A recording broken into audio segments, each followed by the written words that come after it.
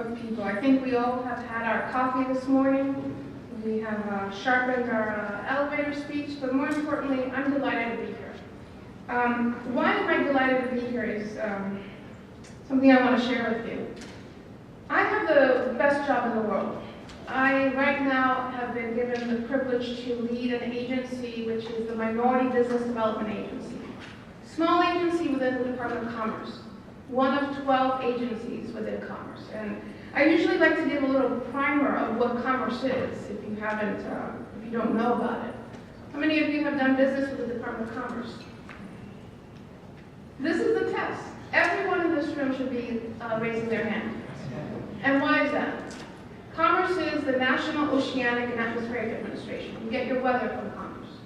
Commerce is the International Trade Administration. If you're exporting, you deal with Commerce. Commerce is patent and trademark. So if you have anything with intellectual property, that's Commerce.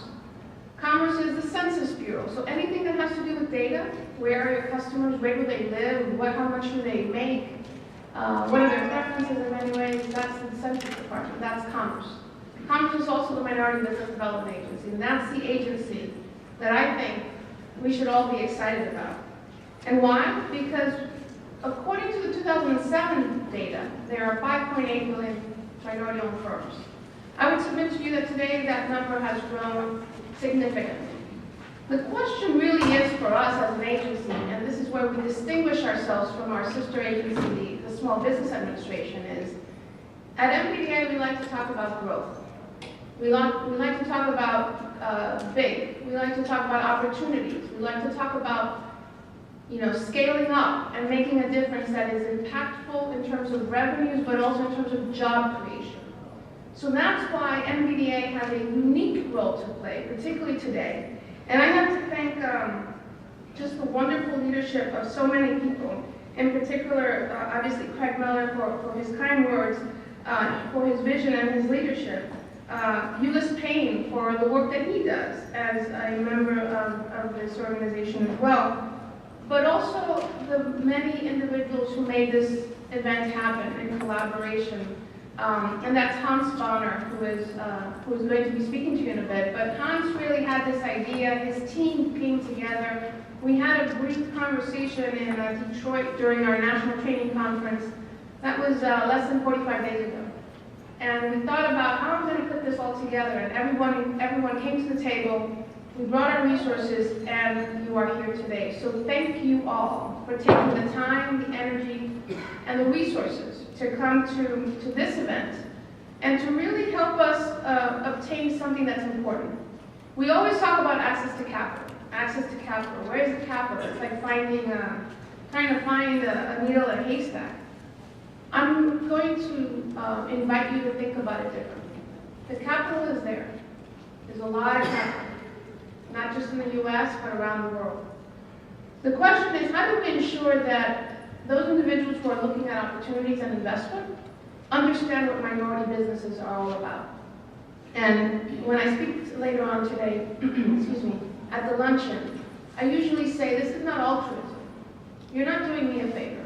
You're not doing anybody a favor. This is not about feel good. This is a business imperative for this nation. And why? Because the demographics are changing. It's not just the demographics in terms of people. It's also the demographics as it relates to the business community. The face of the business community is changing.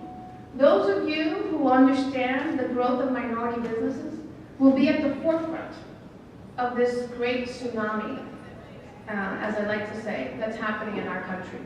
Minority businesses are bringing innovation. Minority businesses are bringing new products. We have a wonderful program, our tech transfer program, bringing lab to market. We're trying to open up the national labs. How many of you have ever been at a national lab? Okay. National labs are truly amazing. There's one right here, Argonne National Lab. Their scientists are just loving to discover things. But here's the challenge. They don't know how to discover and at the same time take it to market. And that's the role that minority businesses can play. How do we look at this innovation from a different lens? How do we get the capital to take that innovation to market? So that's one of the things that we're doing, and we're very excited about it. But let me go back to this conversation. This conversation is making sure that access to capital does not continue to be the #1 impediment for growth for minority businesses. So today, this is the first date, so to speak. We want to make sure that this relationship is a relationship that we can nurture, that we can build on, and that we can deliver on. Our goal at MBDA is not just to talk, but to make it happen. Our goal at MBDA is not just to be in the minor leagues, but to really be in the major leagues in terms of how we move capital into our businesses. How do we make this nation globally competitive by leveraging minority businesses? So I'm excited. I hope you are too. I've been traveling a lot these days, and I'm delighted to see the energy. If you don't think that the economy is coming back, then I invite you to travel a little bit, because you are seeing how communities are generating jobs. Is it perfect? It's not perfect. Do we have a long way to go? Yes, we do. But that's the promise of America, the promise that together we can make a change. And I'm very passionate about the work that minority businesses do in terms of not just bringing business, but also making sure that the workforce, which is changing, the workforce is changing, that the workforce is ready for the economy of the 21st century. That we're not just educating K through 12, but that we're looking at colleges in a different way. That we're bringing innovation in terms of management. That we're bringing innovation in terms of supply chain efficiencies. So I invite you to think about MBDA as your portal to commerce. I invite you to look at MBDA as your portal to opportunities. And I also challenge you that when you leave this place, that when you leave this physical space, that you leave with the understanding that we are here to help. We have 44 centers around the country, 44 centers. They are in all of your communities. We have our colleague Charles from St. Louis who's here, Donna Ennis from Atlanta who's here as well, Diane Lee from Detroit who's here as well. We have representations in all, at least in the major cities where minority businesses are growing. So I want to make sure that we are here to help. Visit our website.